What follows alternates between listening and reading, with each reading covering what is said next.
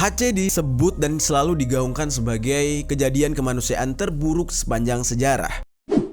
Yo geng, tekan tombol subscribe geng. Hey yo, what's good? Welcome back to Kamar Jerry.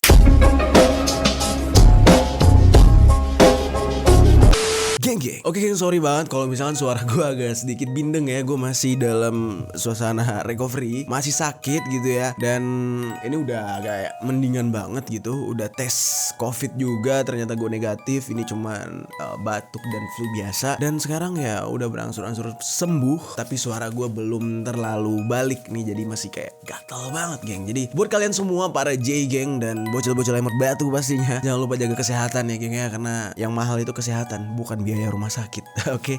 Nah, kita hari ini bakal ngebahas tentang sebuah peristiwa yang sangat fenomenal dan bahkan bisa dibilang ini peristiwa yang sangat mengerikan nih geng. Lo pernah dengar gak orang-orang dimasukin ke dalam satu ruangan terus dibunuh rame-rame alias diracun sampai mati? Oke geng, sebelum kita lanjut ke kontennya nih ya, gua mau ngajak kalian untuk bergabung di Game For Me gua. Dan nanti gua bakal mengadakan sebuah sayembara berhadiah 1 juta rupiah buat kalian semua. Caranya gampang banget nih geng. Gue mau minta ide kalian, kira-kira pembahasan apa yang sangat-sangat menarik untuk kita bahas ke depannya. Jadi tuliskan ide-ide atau judul-judul keren menurut kalian. Nanti yang paling unik dan paling keren akan memenangkan 1 juta rupiah. Dan ide-ide itu wajib diposting atau wajib diberitahu di grup Game For Me. So kalian harus download Game For Me, lalu gabung ke grup Game For Me Kamar Jerry. Nanti linknya bakal ada di deskripsi dan di pin komen ya. Jadi sekarang kita bikin dulu nih grupnya ya. Langsung aja. Oke. Nah, buka Game For Me. Siap. Oke, kita undang teman-teman. Oke, siap, selesai. Nah, ini dia grupnya udah kelar. Sekarang gue akan share link.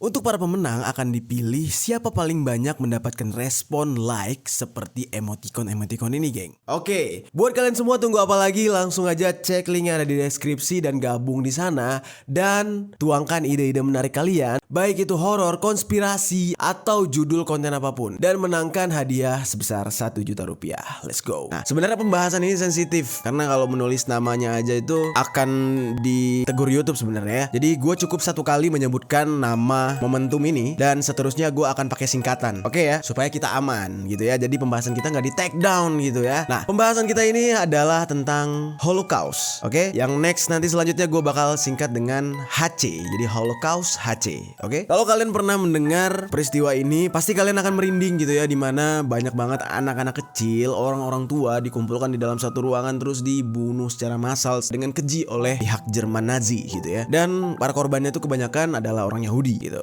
Namun kali ini yang akan kita bahas justru bukan di bagian yang isu-isu serem dan isu-isu kejamnya, tapi justru cerita kita kali ini adalah membantah kalau peristiwa HC ini benar-benar sekejam itu. Jadi tersiar kabar kalau sebenarnya peristiwa HC ini hanya dibesar-besarkan gitu ya. Kekejaman HC itu katanya hanya sebuah rekayasa. Katanya nih ya, ini katanya, dan gue juga ini banyak nih tim protes-protes. Kalau mau psikotonyo lu jangan dibahas lah. Ya, apa salahnya kita mempelajari, apa salahnya kita mencari informasi dari sudut pandang yang berbeda, kan gak ada salahnya geng. Toh kalau urusan percaya gak percaya itu kembali kepada masing-masing dan kembali pada ya sejauh mana kita mempelajari cerita-cerita tersebut. Oke, langsung aja kita bahas nih ya tentang isu kalau peristiwa HC alias yang tadi ini hanya sebuah dongeng atau sebuah bohong belaka gitu ya. Oke, nah HC dianggap sebagai peristiwa paling keji di dunia yang dimana ini benar-benar tak beradab, membunuh 6 juta jiwa Yahudi secara sia-sia dan kejam gitu ya. Para Yahudi ini diburu seperti memburu binatang, satu-satu dikumpulkan, dibawa menggunakan kereta, ya kan, di dalam ruangan yang sempit, di gerbong-gerbong yang sempit, barulah dimasukkan ke dalam camp-camp konsentrasi yang gelap tanpa sedikit udara gitu ya, benar-benar tertutup gitu ya. Dan di sanalah mereka dibantai habis-habisan. Dan sebelum dibantai mereka dipakaikan baju yang berlogo bintang David, logo Israel di dadanya gitu. Nah, sudah beberapa dekade sejak kejadian itu banyak yang penasaran gitu ya dengan bukti nyata kejadian HC ini. Banyak orang yang penasaran, bener gak sih sebenarnya ini terjadi gitu. Buktinya mana mayatnya gitu. Padahal kalau misalkan kita searching di Google tuh banyak banget ya foto-foto korban-korban HC ini gitu ya. Tapi gue gak tahu nih, ada sebagian pihak yang masih mempertanyakan keaslian kejadian tersebut gitu. Jadi mereka menganggap apakah benar Nazi Jerman itu sekejam itu gitu, atau hanya ini akal-akalan orang-orang Yahudi untuk menjatuhkan Nazi Jerman. Jadi diciptakanlah cerita tentang HC ini. Akhirnya makin lama nih ya, makin lama bukti-bukti tentang kebohongan HC ini dianggap banyak buktinya gitu ya. Jadi banyak bukti bohong, sementara kebenarannya sendiri tidak terbukti gitu. Nah, apa aja nih bukti-bukti kebohongan dari kejadian HC ini? Kita cek satu-satu nih. Yang pertama adalah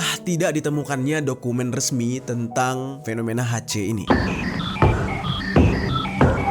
HC disebut dan selalu digaungkan sebagai kejadian kemanusiaan terburuk sepanjang sejarah. Namun anehnya nih ya, tidak ada yang dokumen yang benar-benar menyatakan kalau di saat itu Jerman merencanakan untuk memburu atau membunuh jutaan Yahudi. Jadi benar-benar nggak ada dokumen perencanaan, itu nggak ditemukan sama sekali, dan nggak ada yang tahu letaknya itu sebenarnya di mana. Apa mungkin itu menjadi arsip pribadi Hitler mungkin ya kan, bisa jadi. Makanya kayak sekelas Hitler biasanya dia pasti punya dokumen yang menggambarkan strategi-strategi penting yang dimana itu bisa menjadi alat bukti gitu ya, sebagai bukti sejarah gitu, pembuktian kalau fenomena HC ini memang sudah direncanakan oleh pihak Hitler dan gengnya, yaitu Nazi Jerman. Namun tidak ada satupun yang bisa membuktikan atau menemukan dokumen tentang pemberantasan Yahudi oleh Nazi Jerman ini. Hal ini juga didukung oleh catatan-catatan orang-orang penting di saat itu. Misalnya salah satunya ini ada 6 jilid buku dari Winston Churchill yang berjudul The Second World War, di mana di dalam buku tersebut tidak pernah menyinggung sedikit pun atau sekalipun tentang rencana Nazi Jerman untuk membantai Yahudi. Jadi tidak disebutkan sedikit pun di sana. Namun peristiwa HC ini hanya kita dapatkan dari cerita-cerita aja gitu ya. Jadi cerita turun temurun gitu, tanpa adanya dokumen resmi dan catatan resmi. Dan akhirnya nih ya, banyak yang beranggapan kalau hanya sekedar cerita-cerita belaka atau cerita turun temurun, bisa aja ceritanya itu dibesar-besarkan atau dipelintir. Jadi tidak ada hal yang benar-benar membuat ini tuh resmi gitu, benar-benar ada catatannya, dokumennya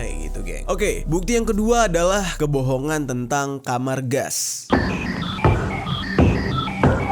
Dalam kejadian HC ini ada sebuah kamar gas yang digunakan untuk mengeksekusi para Yahudi hingga mati bersamaan gitu ya. Jadi dimasukkan ke dalam suatu ruangan, lalu dinyalakan gasnya, mereka mati seketika gitu. Jadi benar-benar penyiksaan yang amat kejam untuk Yahudi, geng. Nah, jadi sistemnya kayak gitu. Salah satu gas yang beracun yang disemprotkan ke dalam ruangan tersebut ketika pembantaian Yahudi adalah Zyklon B. Jadi ini salah satu gas yang digunakan untuk meracuni para Yahudi. Nah, memang terdengar sedikit menyeramkan atau mengerikan, tapi sebenarnya ini tidak semenyeramkan hal tersebut. Nah, ini kenapa nih bisa dianggap seperti itu? Seorang penulis kawakan bernama Arthur Burch menulis sebuah buku berjudul Hoax of 20th Century. Dalam satu poinnya itu dikatakan kalau memang benar adanya ruangan gas yang dibuat oleh Nazi Jerman ini. Namun itu bukan untuk membunuh, melainkan itu digunakan hanya untuk membunuh kutu-kutu pakaian katanya. Jadi efeknya itu tidak sampai membunuh si manusianya, geng. Lalu ada Eisenhower dalam satu memoarnya Crusade in Europe juga tidak menyebutkan tentang kamar gas ini, geng. Lalu tentang kamar gas ini juga pernah diteliti oleh seorang ahli konstruksi asal Amerika yang bernama Fred Lachter, dan dia juga mengatakan kalau kamar gas ini tidak mungkin digunakan untuk membunuh karena dari segi konstruksinya gitu ya, kalau disemprotkan gas gitu otomatis itu ya pembersihannya lama katanya. Jadi kalau misalkan ini sekalinya disemprotin gas, ya gas itu akan nempel terus di situ. So orang yang masuk ke dalam menolong pun akan terpapar gas tersebut. Jadi sangat-sangat beracun ya kalau misalkan benar-benar itu tempat membunuh gitu. Nah, bukti kebohongan lainnya dari kejadian HC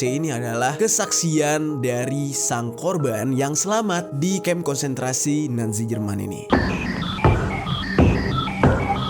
Jadi ini pernyataan dari orang yang masih hidup dan langsung merasakan gitu ya apa yang terjadi di kamp konsentrasi Nazi Jerman ini. Nah, pria yang selamat ini bernama Paul Reisner. Dia adalah salah satu korban selamat yang menulis sebuah buku. Dan di dalam bukunya ini dia menyatakan sebuah pernyataan yang sangat membingungkan orang-orang setelah bertahun-tahun mempercayai tentang fenomena HC ini. Dia mengatakan jikalau dulu ketika dia menjadi salah satu korban atau salah satu buruan Nazi gitu ya, dan dia dikurung di kamp konsentrasi Nazi, dia tidak pernah mendengar yang namanya kebijakan soal pemusnahan Yahudi. Dan dia juga menyatakan tidak ada yang namanya pembunuhan menggunakan kamar gas. Dan semua korban yang diucapkan atau dituliskan dalam sejarah gitu ya, itu tidak sama seperti apa yang dia lihat. Jadi tidak sebanyak yang dituliskan dalam sejarah yang kita ketahui, katanya kayak gitu, geng. Nah, korban yang mati itu belakangan barulah diketahui bukan karena dibunuh, tapi melainkan karena tipes. Hal ini dikutip dalam literatur yang ditulis oleh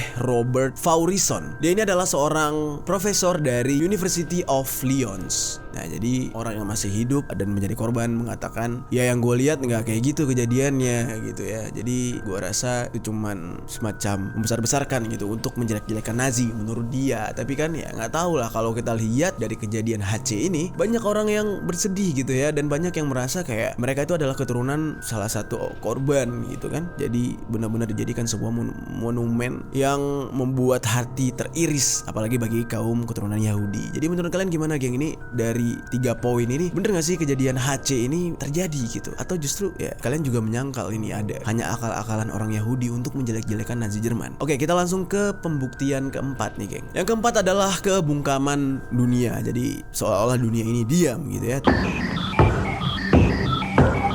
Matinya 6 juta korban jiwa dari pihak Yahudi ini tentu aja bukan hal yang kecil ya. Namun ketika hal ini terjadi, seolah-olah dunia ini bungkam gitu. Negara-negara netral sama sekali tidak mengancam Nazi atau menyudutkan Nazi gitu ya. Pihak palang merah diam aja. Dan bahkan ya, pemuka-pemuka agama, gereja-gereja gitu ya, pemuka-pemuka masjid gitu ya, imam-imam besar itu kayak diam aja, tidak ada yang respon gitu. Ya mau gimana pun kan ini bukan soal agama lagi, tapi kemanusiaan ketika 6 juta jiwa dibantai gitu. Nah, hal inilah yang menjadi sangat janggal, geng, dalam kejadian HC ini. Dan ini benar-benar tidak masuk akal. Kejadian sebesar ini menjadi hal yang biasa aja dan banyak yang tidak peduli. Jadi sekedar tahu aja, oh ada ya kejadian HC ini gitu. Nah, setelah pertanyaan yang banyak banget tentang itu, maka bisa disimpulkan ya, apakah hal ini memang benar-benar tidak terjadi gitu ya. Karena nggak membuat protes besar gitu, tidak membuat tuntutan besar terhadap pihak Nazi sendiri. Karena kan 6 juta ya, geng ya. Jangankan 6 juta nih, kalau 500.000 jiwa aja tuh udah pasti terjadi huru-hara gitu ya. Perang besar sih terjadi ya kan. Namun ya hal ini juga terjadi di Eropa lagi gitu. Jadi semacam tidak adanya respon apapun gitu dari pihak-pihak yang terkait gitu ya. Oke, kejanggalan atau bukti dari kebohongan HC yang kelima, yaitu korban 6 juta orang semacam dibesar-besarkan. Nah, HC ini bukan tentang hal yang mematikan juga. Namun kalau kita lihat dari jumlah korbannya nih ya, 6 juta jiwa, pasti yang mendengar ini secara mentah-mentah menelan informasi ini gitu ya, langsung mengutuk Hitler dan anak-anak keturunannya gitu ya. Namun coba deh kita telaah lagi, 6 juta jiwa yang bener aja gitu, itu bukan jumlah yang sedikit. 6 juta bisa satu pulau di Indonesia ini kali ya, 6 juta ya. Gokil juga, itu bukan yang sedikit, 6 juta jiwa. Kalau tuh 6 juta dibantai mau dikubur di mana? Dan kalau itu dibiarkan mau bau bangkainya mau setengah bumi ini gitu ya. Dan yang tidak masuk akalnya, 6 juta jiwa Yahudi. Sementara di saat itu pada tahun 1933 jumlah Yahudi Eropa itu hanya sebesar 494.000 jiwa. Jadi nggak mencapai 1 juta gitu ya jumlah Yahudi yang ada di Eropa. Tapi yang dibantai 6 juta. Terus siapa yang dibantai nih? Umat apa lagi nih? Apakah yang dibantai bukan cuma Yahudi? Tapi kan yang dikabarkan Holocaust ini tentang Yahudi kan. Terus bagaimana bisa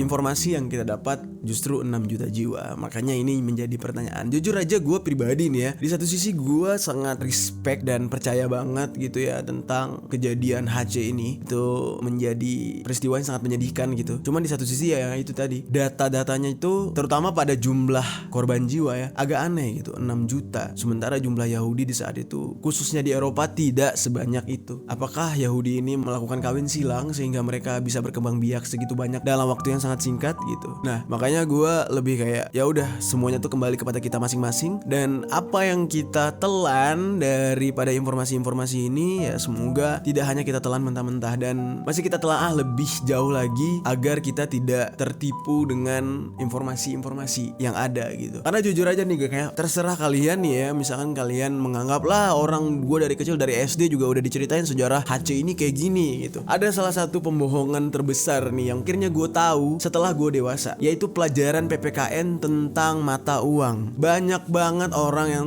terbohongi ya tentang informasi asal muasal mata uang, dimana pada awalnya dikatakan mata uang diciptakan karena untuk memudahkan sistem barter katanya gitu. Jadi diciptakanlah mata uang. Enggak gitu sejarah mata uang. Tapi mata uang yang kita pakai, uang kertas, uang logam yang kita pakai, itu merupakan kwitansi. Jadi bukti kepemilikan emas dan perak awalnya. Lo mau tahu sejarahnya? Sejarahnya gini. Dulu orang menggunakan emas dan perak sebagai alat tukar. Namun dari pihak elit global yang merencanakan tatanan dunia baru itu membuat sistem bankir, yang dimana bank itu sekarang adalah ya bisa dikatakan itu yang paling jahat sih sebenarnya, memiskinkan dan mengatur sistem perekonomian dunia. Nah, dimana mereka mengatakan gini, orang-orang, lo punya uang perak, lo punya uang emas, sini simpan di gua, daripada lu bawa berat-berat sekantong. Kalau lu simpan di gua akan kasih kwitansi, dimana disitulah kwitansi itu bertuliskan bukti kalau lo mempunyai perak sebanyak misalkan 500. Makanya uang kita disebut dengan 500